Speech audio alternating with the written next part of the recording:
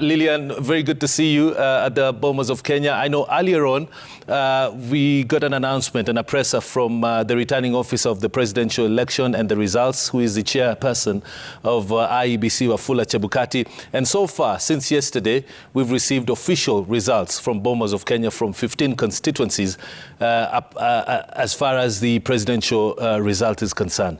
Anything more we can expect? Is there an announcement anytime soon or a presser?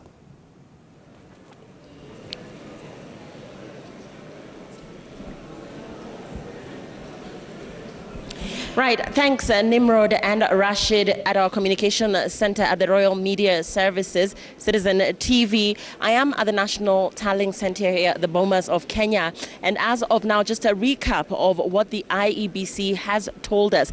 Behind me is the auditorium. And at the floor of the auditorium, what we have told is that strict protocol must be observed as regards who can access the center of the auditorium. Earlier today, or rather a few minutes ago, IEBC officials Professor Abdi Yakub Gulia and IEBC CEO Marjan Hussein Marjan gave the media a brief on exactly what the protocol here at the National Tallying Center will be going forward. And among issues they outlined is that at the floor of the auditorium will be IEBC officials, agents of each of the presidential candidates and returning officers that will be bringing the results, the chief agent and a deputy and one of their lawyers.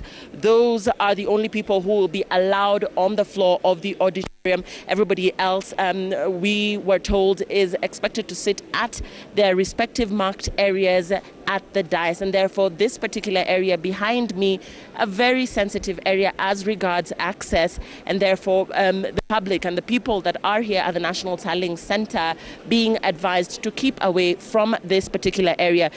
Presidential agents, who are also told, are allowed to have one laptop for purposes of downloading the Form 34A from the public portal. So one laptop per desk.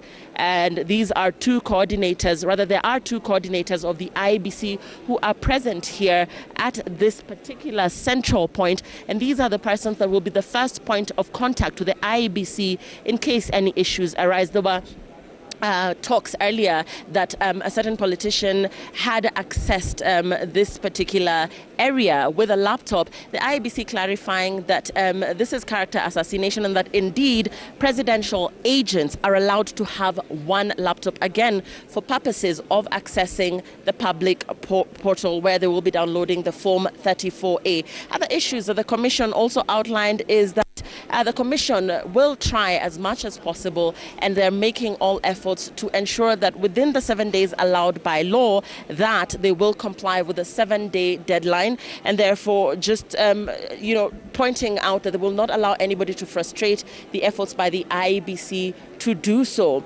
Of course, security, as we can see even optically, has been deployed here at this central place, the central part of the auditorium here, where returning officers, presidential party agents are continuing with the process of counting and verifying. And presidential agents, once again, very critical to point out, unadvised not to come in with any paper material into the tally area. Any paper material that may find its way inside this particular place is not allowed, and therefore just being cautioned that this will not be allowed here. And then, of course, just very important to note that misinformation about the Commission's systems having been compromised is inaccurate. We've heard from the commissioners here telling us that, of course, that there may be attempts to do so, but that they have put systems into place to ensure that this does not happen, and therefore their systems are secure as of now,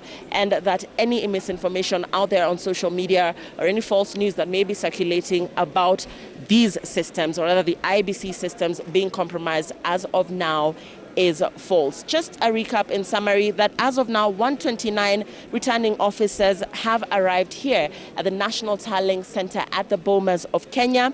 13 Forms 34B have been fully processed at this hour, and 34 Forms 34B are undergoing processing. And therefore, just also pointing out, according to the IEBC, that 4 verification and validation tables that were present have been increased to 12, just to ensure that the system flows, rather that the process flows smoothly, and that people are able to access this information within the 7-day timeline that is allowed by the law. So we're going to be observing what's happening here, even as we continue to wait for status updates from the IEBC. For now, it's back to you in studio, Rashid and Nimrod.